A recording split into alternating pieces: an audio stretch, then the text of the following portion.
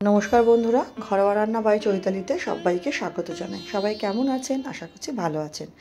আজকে বানাবো শীতকালের স্পেশাল কপি পাতা বাটা। কে কে কপি পাতা বাটা খেতে ভালোবাসেন অবশ্যই কিন্তু জানাবেন, দুর্দান্ত হয় খেতে।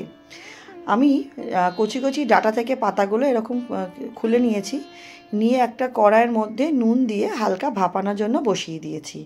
এটা ভাপাতে আমার বেশিক্ষণ সময় লাগেনি, খুব বেশি হলে 10 মিনিট লেগেছে। এবার একটা মিক্সিং জারের মধ্যে একটু যেহেতু ঝাল ঝাল করবো, বেশ 5-6টা লঙ্কা, 4-5টার মতো রসুন আর যে পাতা বাটাটা আমি ভাবি যেন সেটাকে ঠান্ডা করে নিয়ে নিল। নিয়ে একটা কিন্তু স্মুথ পেস্ট বানিয়ে নিতে হবে। আপনারা অনেকেই অনেক সুন্দর করে বানান, আমি আজকে আমার পদ্ধতিটা শেয়ার করলাম। এরমভাবে কখনও খেয়েছেন কি না বা কে কে ভালোবাসেন অবশ্যই কিন্তু আমাকে জানাবেন। ওটা বাটা হয়ে গেছে। এবার কড়াইতে আমি অল্প একটু সর্ষের তেল দিলাম, বেশি তেলের প্রয়োজন হয় না। দিয়ে এর মধ্যে আমি কালো জিরে আর 2টো শুকনো লঙ্কা চিড়ে ফোড়ন দিয়ে দিলাম। দিয়ে ফোড়নটা আমাকে না কয়েক সেকেন্ড ভাজা ভাজা করতে হবে, যাতে একটা সুন্দর গন্ধ বেরোয় ফোড়ন থেকে। নতুন বন্ধু যারা আমার চ্যানেলে নতুন ভিডিওটি প্রথম দেখছেন, আমার রেসিপিটা যদি সামান্য হলেও ভালো লেগে থাকে চ্যানেলটি সাবস্ক্রাইব করে পাশে থাকার অনুরোধ রইল।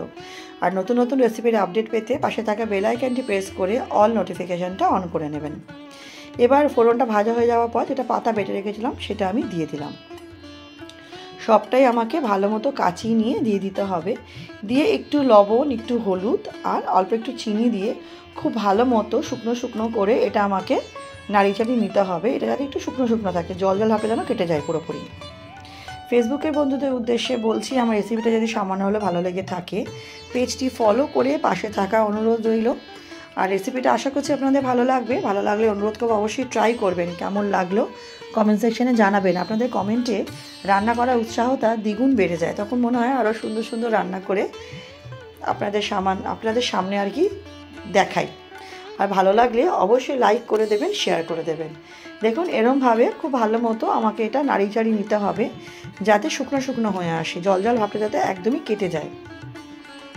এই কপি পাতা বাটাটা করতে আপনার খুব বেশি হলে হয়তো আধ ঘন্টা সময় লাগবে, তার বেশি লাগার কথাই না। আর হ্যাঁ, এটা সিম করে করবেন। বাড়িয়ে প্রথমে কিছুক্ষণ আমি বাড়িয়ে করেছিলাম, তারপরে কিন্তু কিছুক্ষণ সিম করেছিলাম। যদি পুরোটাই বাড়িয়ে করি তাহলে পুড়ে যেতে পারে, তাই কিছুক্ষণ সিম বাড়িয়ে করে তারপর সিম করে দেবেন, তাহলে খুব সুন্দরভাবে পাতাটা খুব সুন্দরভাবে আর কি এঁটে যায় আর কি। দেখুন এখানে অনেকটাই কিন্তু এঁটে এসেছে, এখনও কিন্তু হয়নি, আমাকে আরও সময় নিয়ে এটাকে একদম শুকনো শুকনো করে নিলে রেডি হয়ে যাবে।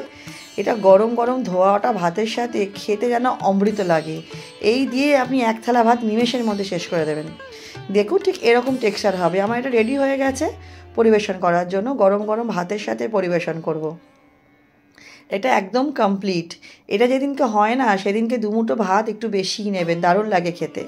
তাহলে চলুন ভিডিওটা আজকের মতো এখানেই শেষ করছি। নেক্সট দিন আবার হাজির হয়ে যাব নতুন রান্নার সাথে। সবাই খুব ভালো থাকবেন, সুস্থ থাকবেন, সাবধানে থাকবেন। আর কেমন লাগলো কমেন্ট করে কিন্তু জানাতে ভুলবেন না, আপনাদের কমেন্টের অপেক্ষায় থাকবো।